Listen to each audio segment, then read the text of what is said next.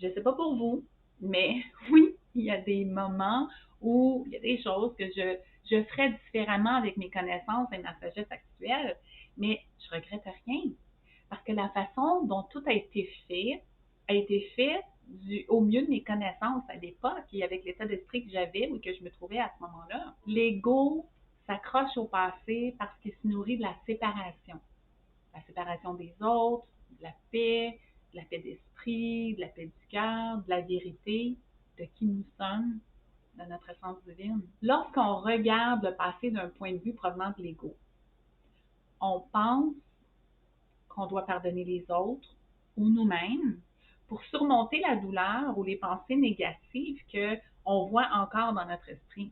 Le véritable pardon, ça ne consiste pas à changer ce qui s'est passé. Il s'agit de le voir différemment pour empêcher l'ego de contrôler le narratif.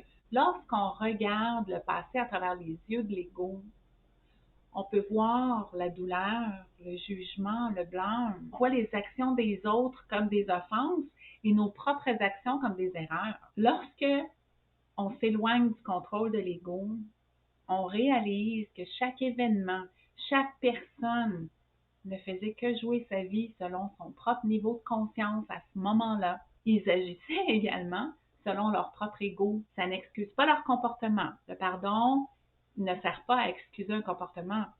En fait, il s'agit de nous libérer de notre présent, dans notre présent, des chaînes de notre propre jugement que nous portons encore sur un événement ou une situation passée.